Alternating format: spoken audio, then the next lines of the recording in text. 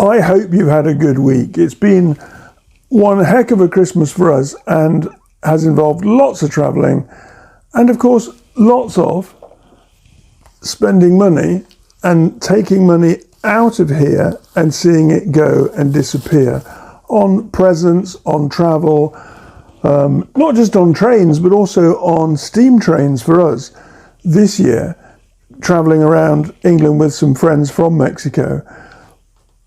But the great thing is that we are in control of what happens for January and this whole concept of no spend January. The idea of having a household budget is something I've often written about, not just in this book, 10-Minute Budget, but in articles on Medium and different other places and in some of my other books. But the idea of taking control of your finance next month as we move into this new January, this whole new financial year, but into the calendar year that is represented as we tick over from the end of December and into that very first day of January in a very short moment is what it will be.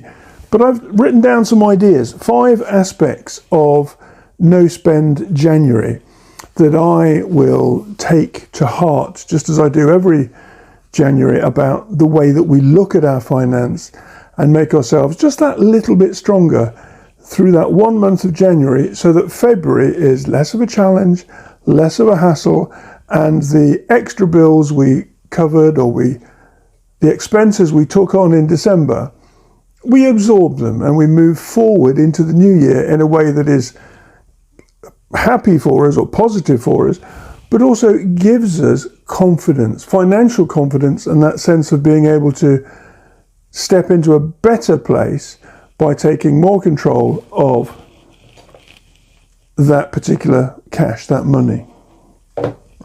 Things I want to talk about, I've written down and annotated in my little bullet journal here, but I've also been thinking about them and kind of discussing the ideas with myself over the last few days as we wound down on Christmas and we step forward over these next few days into January. The first thing I think is, and there are 5 rules I'm going to share. The first rule is decide why this is important. You can motivate yourself to make a change in behavior, to be doing things that are different in the month ahead than you were doing in December and the run up to Christmas. Why is it important? Because if you can motivate yourself to get through the next few days, i.e. the first week of January, the chances are that you will be able to stay on track and to move forward with your savings plans or your cost reduction, your reducing your expenditure plans, which is part of what No Spend January is all about. No Spend January, by the way, is not some terrible, difficult way of behaving over the course of the month. It's a way of saying, I'm in control, this is my money, I'm going to use it thoughtfully and wisely so that I see my money in a good place, okay? So deciding why is really important because you motivate yourself with that decision. How do you do it? How do you take control of your finance if maybe last month or even a few months of the previous year have been a little bit sloppy, a little bit careless, a little bit lackadaisical? Well, it's not a fun pair of words, but the words I'm going to use are self-discipline. That will come up later in something else I'm going to talk about in terms of how you move forward with No Spend January. But it's the self-discipline that says, okay, I like these things, I'm attracted to these bright or shiny things. For example, I know that in December I probably picked up another dozen books. Could I afford them? Yes. But will I read them in the same month that I buy them? No, and that's one of my weaknesses. Another one is pens. Again, I've probably bought 10 different pens in the course of the last month. It means I don't need any new pens in January, but I didn't need any new pens anyway in December. But they are a weakness for me. They are something that is a distraction, and a little bit more self-discipline being applied in the month of January is going to stop me. You know, if you've watched any of the videos on this channel, that I love to grab a notebook, maybe my MacBook Air, and a few pens. I say a few, but often it's more than just a few. And to go to a coffee shop and enjoy some cake and some coffee. But every time I do that, I'm spending my own cash to motivate myself to say, okay, for the price of this coffee, I'm buying an hour of private time in a public space. And there is no contradiction there. The time at the desk that I occupy, or the table that I occupy in the coffee shop, is my space, and I feel that I have purchased it, I've invested in it. So I can sit there with a cup of coffee and with a cake and enjoy the writing process. This isn't just for writers, this is for anybody who wants to have a no-spend January.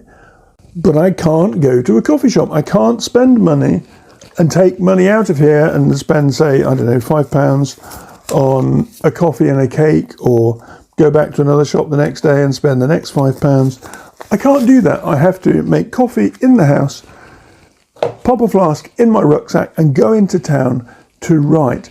For example, I often write, pretty much it's a regular thing, it's a rule. I actually always write on a Tuesday night and a Thursday night in the library immediately after college. And I enjoy that. But every Saturday morning I go into town, I go to a great coffee shop. But in January I can't do that. And why? Because we're talking about that second rule of the 5 rules of my approach to no spend January, some of which you may find useful.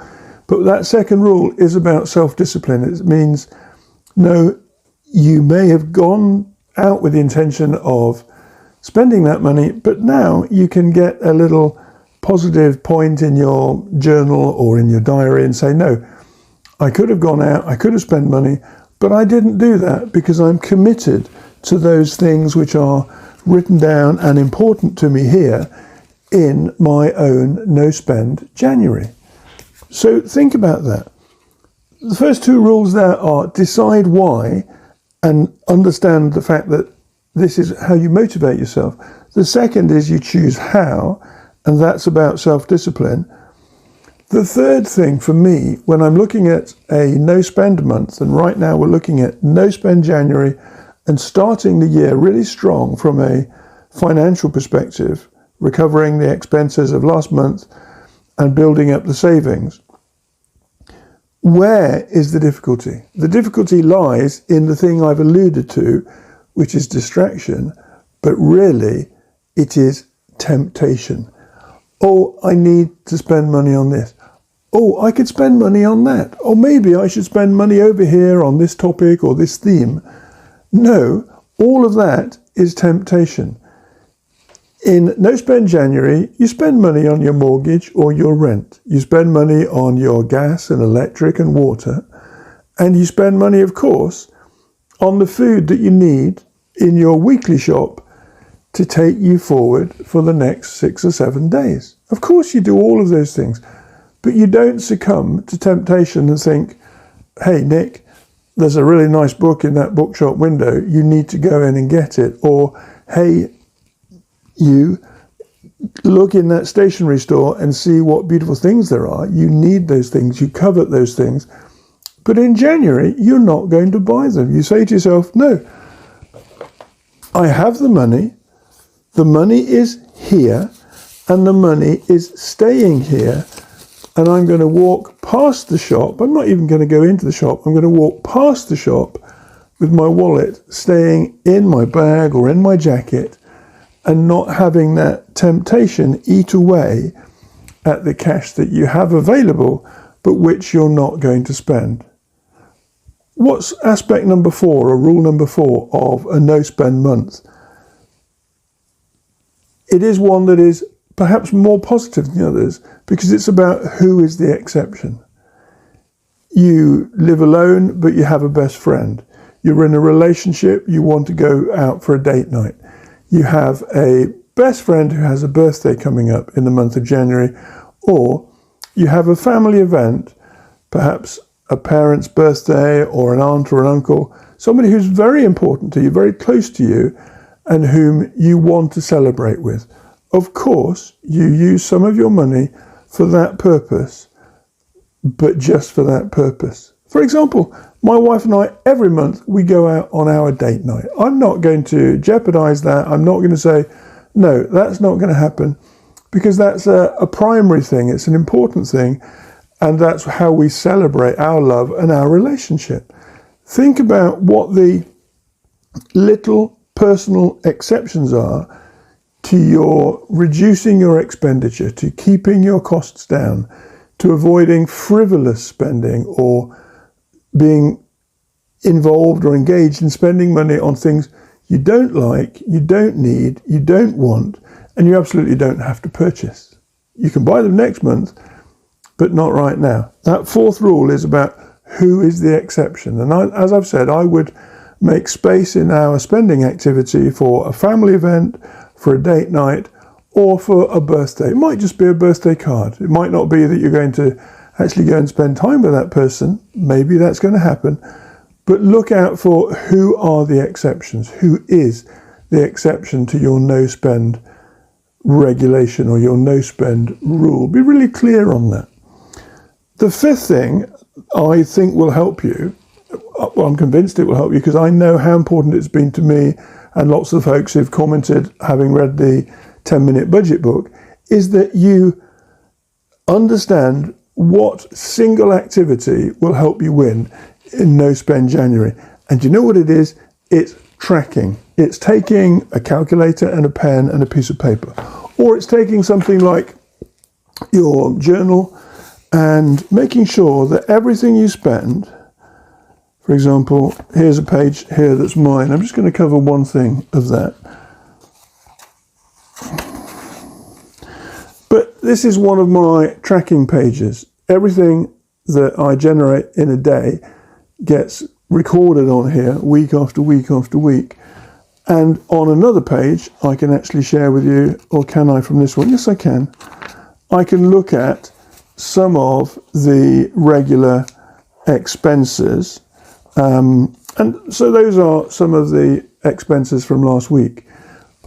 But I track everything, just as I would keep a diary to say, these are the 4 or 5 important things to focus on today and to get those done. I will also keep a note or a record of expenditure. I think the best example I can share with you here is this one. So these, if I can just check that correct, yes, again, I'm going to cover something up with my wallet, just a little private thing, but nothing major. So while we were traveling last week, I kept expenditures of everything, what was spent on dinner or breakfast or trains or items that we needed as a group traveling. And all of that was logged and written down, because rule number 5 is that you will win at a no-spend January. You'll win at any no-spend month you choose, but you'll win at no-spend January by saying, I am going to engage in tracking. I'm going to write down, I'm going to record, I'm going to annotate all the ways that I spend my money.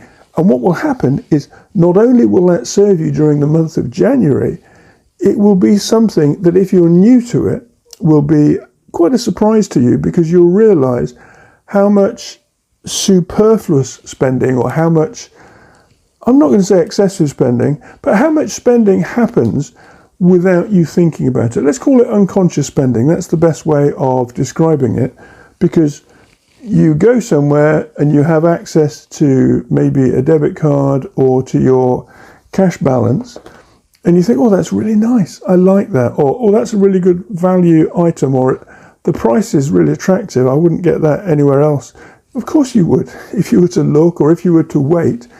Where you're really nervous about spending, and I've covered this in the 10-minute budget book, but I've also talked about it in the Climbing Out of Debt book, which is another title that if you haven't read, please enjoy it and leave me a review.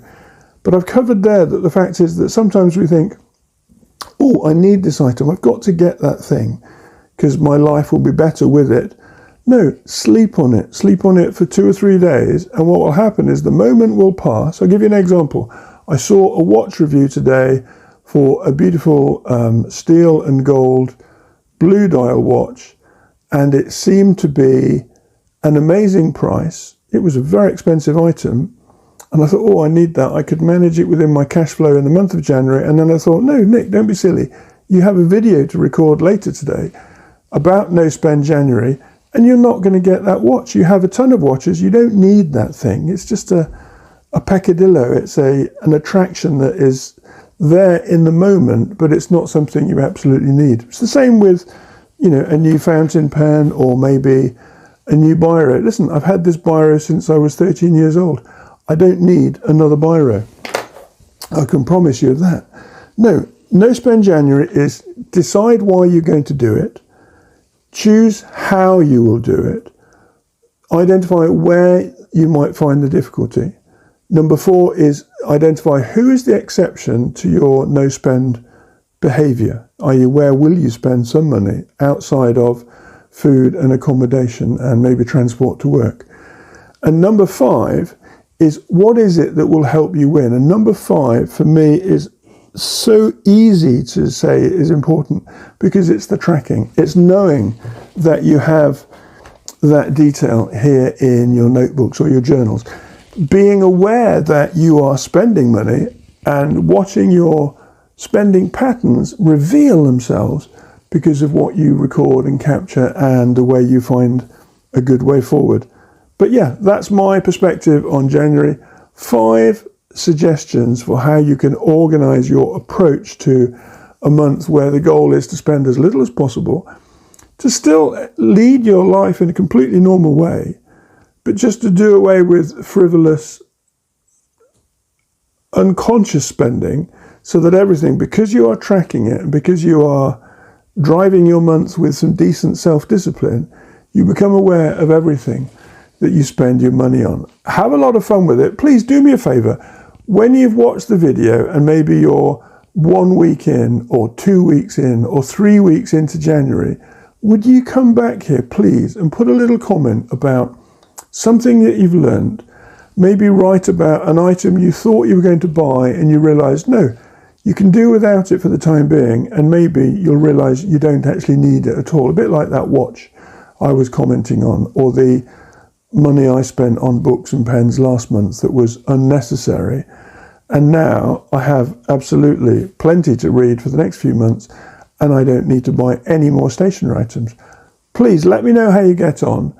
I want you to have a successful month where the no spend behavior is something you really enjoy and you get behind emotionally and financially for the well-being of your own household spending and your own personal budget. We're nearly there, so I'm going to say have a great new year, and please drop by in the next few weeks, and every week let me know how you get on with your no spend January.